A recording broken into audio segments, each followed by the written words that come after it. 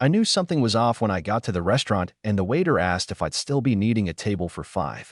I smiled and said yes, knowing full well I shouldn't have. I was raised to believe that family showed up, especially for the big moments. But there I was, in a corner booth near the window, fiddling with the napkin and checking my phone every 10 seconds like some rookie on a first date. I even laughed to myself, trying to play it cool. "They're just late," I muttered under my breath as I ordered a drink I didn't really want. "My name's Eric. I'm 33, and after nearly a decade of busting my back in the same mid-sized firm, I finally got the promotion I've been chasing for years. Senior Project Director. It wasn't just a title, it was validation. It was all the nights I worked past midnight while my friends were out. It was every weekend I said no to a beer so I could finish another report. It was stability. It was progress. It was mine. And I wanted to share it with the people who said they believed in me. My mom, my brother Jordan, my cousin Michelle, and Uncle Ray. That was the short list. The ones who said they were so proud of me last Christmas.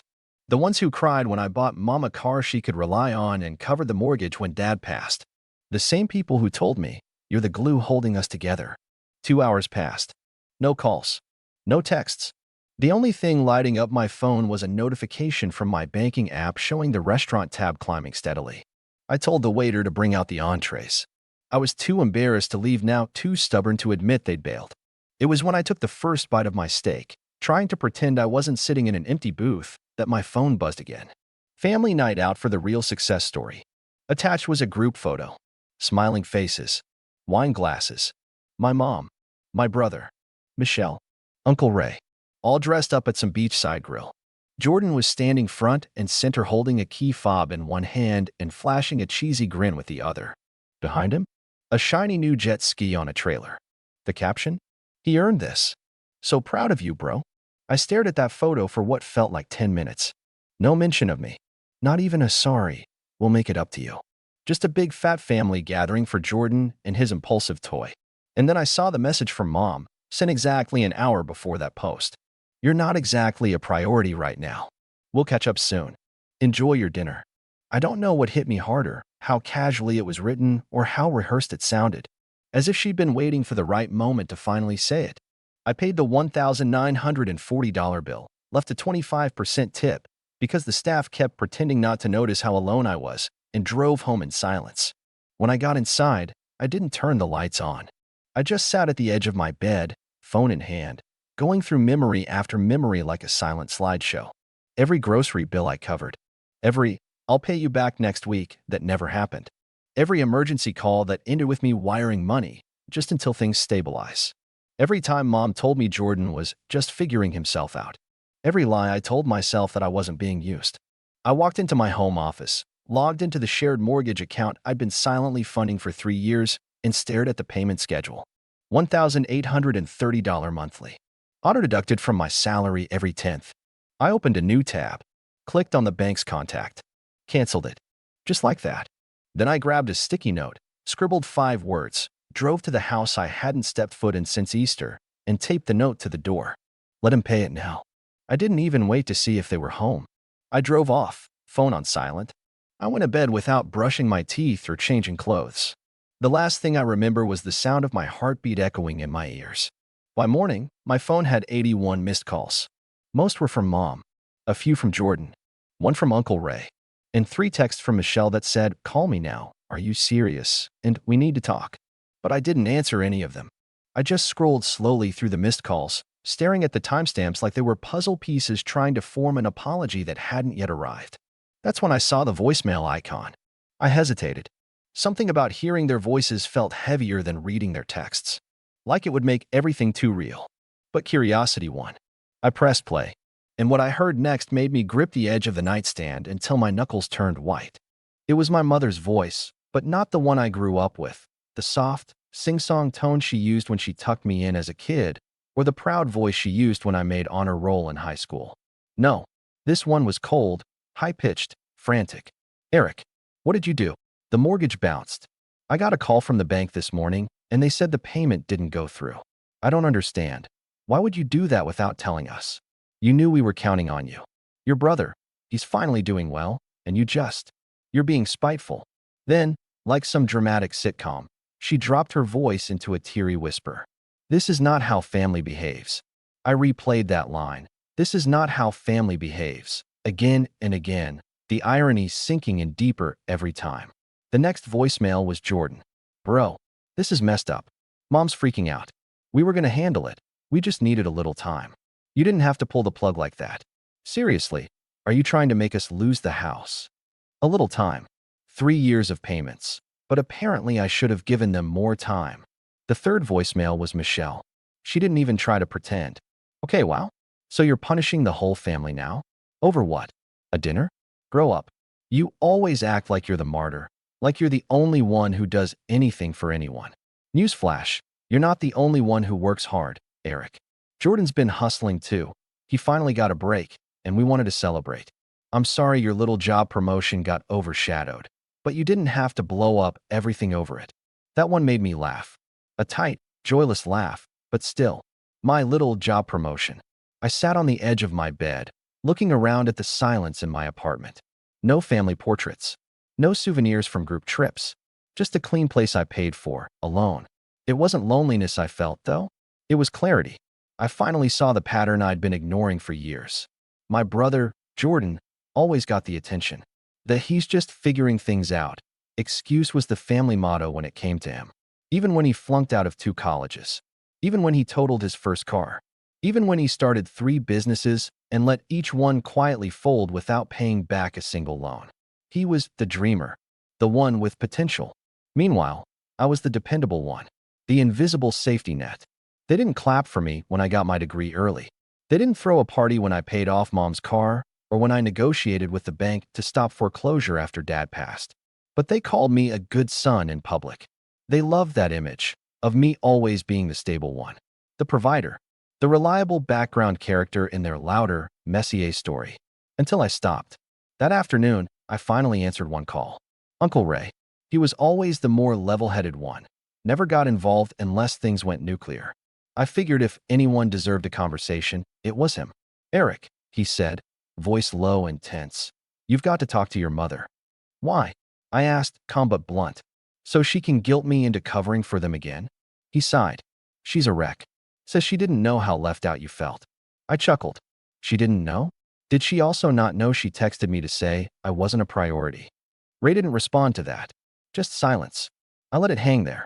They've got 30 days, I said finally. That's how long until the bank posts a final notice. She's scared they'll lose the house, he muttered. I shrugged, even though he couldn't see it. Maybe Jordan can sell the jet ski. Ray actually laughed. Just once, sharp and unexpected. Then he cleared his throat. You're serious, aren't you? For the first time in a long time. He didn't fight me on it. I think, in some twisted way, he understood. Maybe he'd seen this imbalance too, but didn't say anything. Maybe he'd been me once, just further down the road. Later that night, I got a long message from Mom. She called it a misunderstanding. She said she didn't mean for the dinner to turn into a competition. She tried to soften the language, even included an "I'm proud of you" buried somewhere in paragraph 5. But then she ended with, "Don't let this one mistake ruin everything we've built as a family." One mistake. It was then I realized we'd been building 2 very different things. I'd been building trust, responsibility, structure. They'd been building convenience. A system that worked as long as I didn't question it. The moment I pulled back, it cracked. The next morning, I checked the shared account. No payments had been made. No one had even tried. They were waiting for me to cave. To be the bigger person. That was always the script. I closed the account entirely. By that afternoon, Michelle showed up at my apartment. Uninvited. She knocked. Hard. And when I opened the door, she marched right past me like she owned the place. We need to talk, she said, arms crossed. I stayed by the door. About what? About this little tantrum you're throwing. You're hurting Mom. I stared at her. Hurting her? She texted me mid-dinner to tell me I wasn't a priority. While celebrating Jordan. The guy who hasn't paid for a meal in years. He bought a jet ski, she shouted. He's doing something for himself. That's not a crime. No, I said slowly. But pretending like that's some grand achievement while dismissing everything I've done for the family? That's the problem. She glared at me, eyes sharp. You always act like you're the victim. No, I'm done being the sucker. She scoffed. They're your family. They were, I said quietly. Now they're just people I used to pay for. That was when the shouting outside began. Jordan, in the parking lot, pacing next to Mom's car. I watched him through the window, rubbing his hands through his hair, yelling into his phone. I didn't need to hear the words. I could guess every one. And I didn't move. Because for once, I wasn't going to be the one who cleaned it all up. Michelle didn't leave right away. She stood there, staring at me like she was trying to find the old version of me. The one who would have apologized by now. Maybe even offered to transfer a partial payment, just to ease the tension. I waited, arms crossed, saying nothing. She must have realized I wasn't bluffing, because eventually she turned without a word and walked out. No slam of the door, no dramatic final remark, just silence. It was a strange kind of calm after she left. Not peace exactly, more like stillness after a long storm, where you're not sure if the skies have cleared or if another wave is coming. I made coffee. I sat on my balcony. I watched the same neighbors walk their same dogs in their same routines. But my world had shifted. That afternoon, I got a text from my old friend Cam. He'd been my roommate back in college, knew my family dynamic better than most, though he'd only ever seen the tip of the iceberg. Dude, you okay? Your mom just called my mom. Said you're having a breakdown. I stared at it for a moment, then sent a short reply. Nah, just finally woke up. He didn't push further. Just sent back a thumbs up emoji and a proud of you, man. That hit harder than I expected. Around 6 p.m., my phone buzzed again, this time a FaceTime request from Mom. I didn't answer. A few minutes later, a long wall of text came through. She started soft, tried the warm, guilt-tinged maternal tone. Eric, sweetheart, please don't let this spiral any further. I know things didn't go the way you hoped, but we were genuinely happy for Jordan. We didn't mean to overshadow you. Can we talk? Please? I'll cook your favorite, lasagna night, just us. We need to fix this. Then, almost like flipping a switch, the second paragraph turned sharp. But canceling the mortgage was reckless. You put us all in jeopardy. You had no right to make a unilateral decision about the house, especially when you've been covering it voluntarily. This wasn't your burden to drop. Voluntarily. That word did something to me. As if I'd just happened to drop $65,000 over 3 years like it was spare change I stumbled over on my way to work. No apology. No acknowledgement. Just expectation. It reminded me of last Christmas, when Jordan had gifted Mom a designer bag, but used my credit card without asking. It's just easier this way, he'd said, laughing like it was a harmless prank. And Mom, she'd said I was overreacting for demanding he return it. It's family, she had whispered, patting my shoulder. You always help. It's just who you are. But maybe it didn't have to be. Later that evening, I was scrolling through emails when a new one popped up. Subject line: Notice of payment failure. Final warning. I opened it. It was the official 15-day notice before the mortgage entered default status. I could almost hear the panic setting in across town. I didn't reply. Instead, I pulled up the old spreadsheet I'd kept, one I hadn't updated in months. Every wire transfer, every utility payment, every temporary loan that was never repaid. Each row was neatly labeled, color-coded by recipient. It took up 10 full pages. Over $82,000 across the past 5 years. I stared at the total. Then I opened a blank document. Titled it, What I Owe Myself. And I began writing. It wasn't just a financial reckoning. It was personal. Emotional. For every time I was talked over at the dinner table. For every, we'll get you next time birthday. For every celebration I funded and was excluded from. I didn't realize how heavy the weight had become until I finally set it down. That night, I received a video message from Jordan. He was sitting on the couch, hair a mess, face flushed. Man, what are you doing? He said, voice trembling with fake calm. You're punishing everyone over some dinner? Grow up. Yeah, we messed up. But this? You've got Mom crying every hour. Michelle's blowing up my phone. And now the bank's calling. He looked away for a second, then added, just turn the payments back on. We'll talk after. I didn't respond. Because they didn't want to talk. They wanted to reset the system. Patch the hole without addressing the leak. 3 days passed. I went to work like normal. I started jogging again. I cooked actual meals. It was almost comical how much time I suddenly had. I didn't have to check if Jordan's car insurance had renewed or if Mom's electric bill was paid. I didn't have to set calendar reminders for Michelle's rent. And every morning, I watched the group chat grow more chaotic. Michelle had renamed it to Emergency. Eric, please respond. Then Mortgage Crisis. Then Family unity chat. Broken heart emoji. I muted it. I only opened it once, just to read a message from Uncle Ray. I warned them this would happen. You were never the weak one. You were just too generous. That message? I saved it. Because it was the first time someone in that family said it out loud. The turning point came on the 7th day. Mom showed up at my door. But not alone. She brought Jordan. And Jordan brought the jet ski. On a trailer. Parked right in front of my apartment like a peace offering wrapped in idiocy. She knocked once, then again. I didn't answer. She called out, "Eric, sweetheart, please, just let us explain." I watched from the peephole. Jordan was pacing, holding a paper in his hand. From what I could see, it looked like a bank notice. Mom stepped back, looked directly at the door. "I know you're in there," she said softly. "You're proving your point, okay? We get it. You're upset. But don't throw away your family over one mistake." Another one. One mistake. That was when I realized she wasn't really here for me. She was here to fix the mortgage. Not the relationship. Not the betrayal. Not the years of emotional negligence. Just the payment. I didn't open the door that night. I just stood there, watching them through the peephole until Mom gave up and Jordan finally peeled away in that shiny black truck towing his dumb $9,000 apology. I remember wondering if he'd even made the last insurance payment on it. The next day was payday. For the first time in years, my account didn't show a giant deduction to cover a house I didn't live in. My paycheck felt heavier, like it meant something now. Like it was mine. I stared at the total for a long time, trying to remember the last time I had looked at my own bank balance and smiled. But the peace didn't last long. By noon, I got a call from the bank's collections department. The house, my mother's house, was officially 2 payments behind, and because of the type of mortgage, the default process had already started. I wasn't liable, of course. I'd removed my name years ago after covering enough temporary payments to realize I was being roped into more than I ever agreed to. But that didn't stop the bank from trying. "I'm not the responsible party," I told the woman calmly. "You'll want to contact the homeowner directly." There was a pause. Then the woman said something that stuck with me. She said you'd handle it. Said you've always handled it.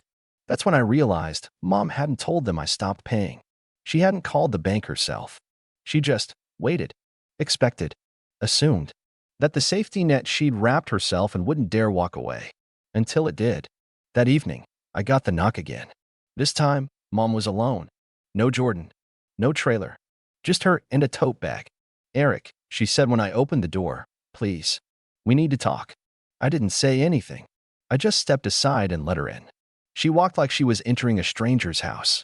Looking around, eyes wide, like she was expecting to find photos of herself still on my walls. There weren't any. I motioned for her to sit. She didn't. She stood by the window and looked out, then turned to face me. "We're going to lose the house." I nodded. I figured. "You can stop this," she said, voice cracking. "You can call the bank and—" "No," I interrupted.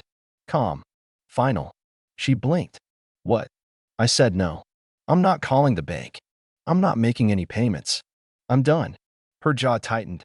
"This isn't just about money, Eric. It's about family." I almost laughed. "Mom, the night of my promotion dinner, you texted me to say I wasn't a priority. Then you threw a party for Jordan because he bought a jet ski. You called that family. I call it a joke." She flinched. "It wasn't meant to hurt you. But it did. And you didn't care until the bills stopped getting paid." Silence stretched between us.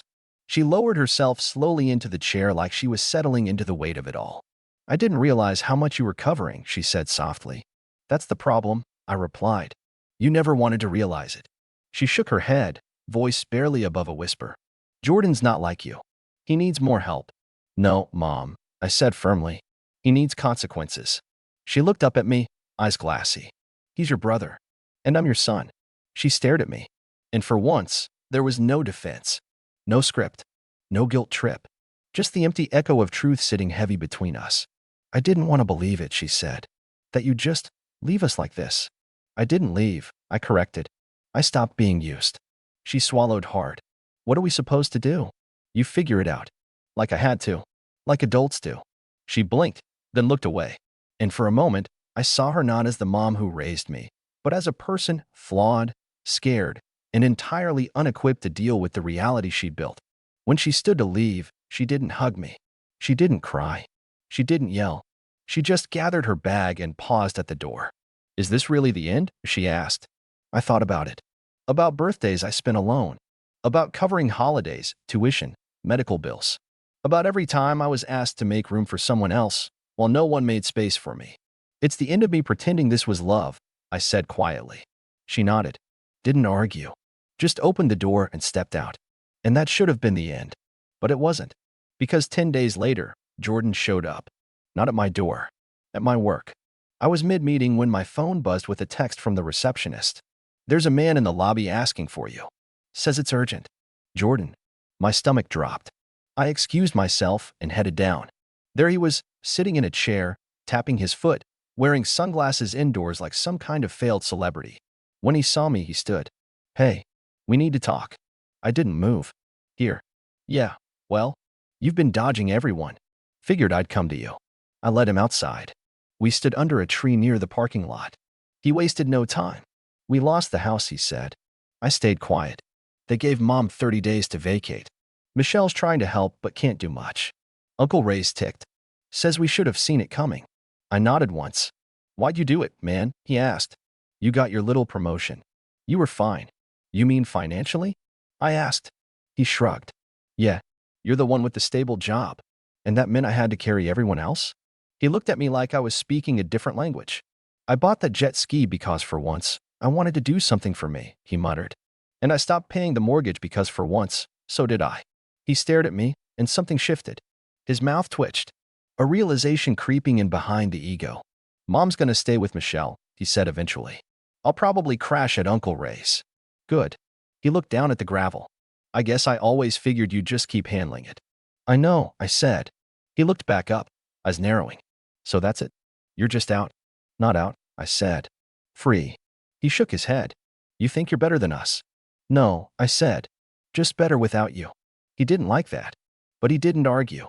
Just turned, walked to his car, and drove off. That night, I opened my phone.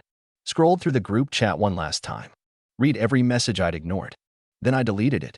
1 week later, I moved to a new apartment. Bought a desk I'd been eyeing for months. Booked a solo vacation. I even got myself a new number. The money I used to spend on them? I put it into a high-yield savings account. The time I used to spend worrying? I spent reading, hiking, sleeping in. And the guilt? Gone.